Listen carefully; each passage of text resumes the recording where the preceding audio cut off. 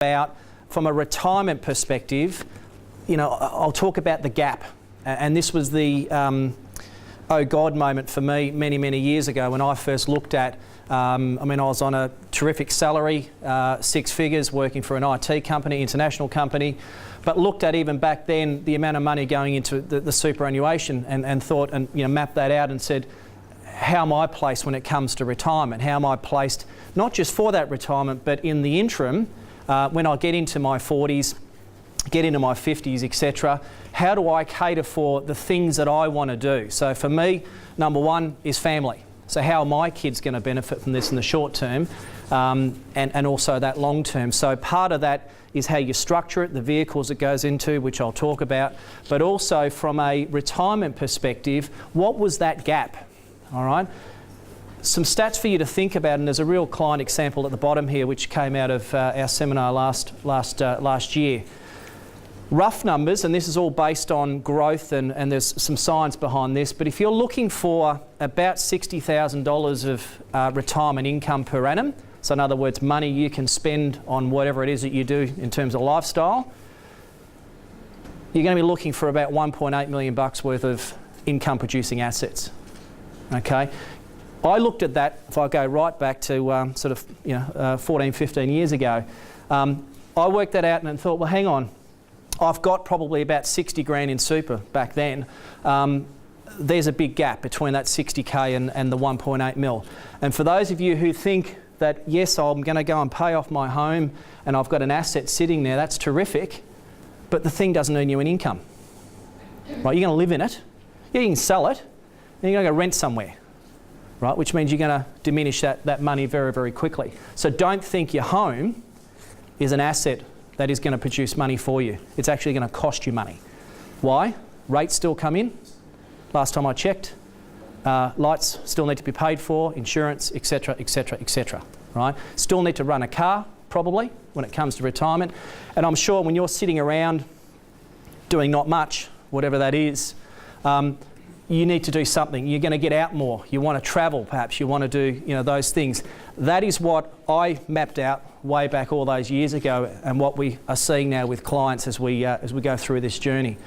So don't think about this as it has to be all about when I'm 65. There is a bit in between that as well in terms of making yourself comfortable on that particular journey. So, and some of those things I'll talk about as we go through. This was an eye-opener, the last bit here in terms of retirement.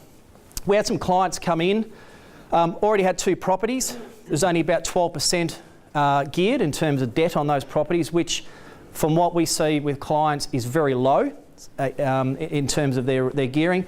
And they had 100K sitting in the bank, superannuation, 54 years of age, I think, from memory in terms of the clients.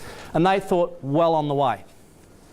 If you map that out, there was only enough there for 12 years, right? So they get to the age of 77, there's no money left. And you're back to the $300 a week that Jacob talked about in terms of a pension. And your assets are diminished, the income just isn't there for it, all right? So you need to think about that gap, and that's what it's all about.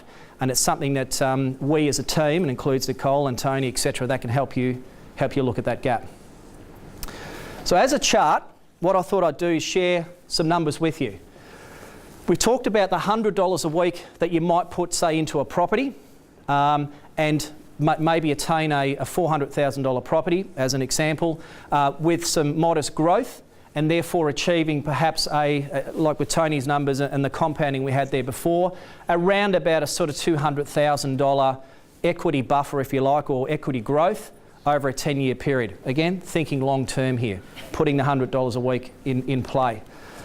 If you then extrapolate that out in terms of wanting to have a modest retirement, so the number I've picked, just to give you an idea of different numbers, I've said I'm going to bump this up and I want to have $80,000 a year income when I retire.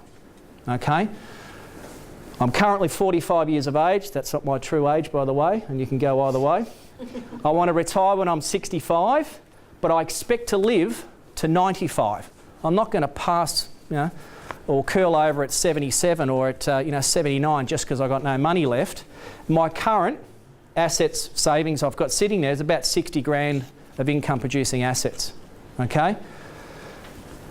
I'm going to say Pre-retirement, I'm only going to get 5% growth in terms of that investment, and the same post-retirement, which is about right in terms of return in a super fund, etc., etc.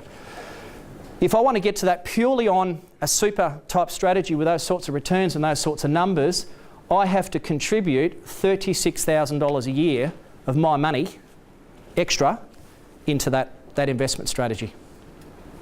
Now, who can afford to put 45% of their salary, if you're earning 80 grand, into that sort of investment scheme? Anyone? I can't. And what that means, come back to a weekly number, it's about $700. So when you look at, again, coming back to the compounding growth that we talked about earlier, you take an asset like, and it's not the only asset, but an asset like a property, and you watch it grow over time, as Tony talked about as well, you start to come very close to these numbers in terms of what you need in your portfolio come retirement. Right? And that's part of what I went through many years ago and what our clients go through.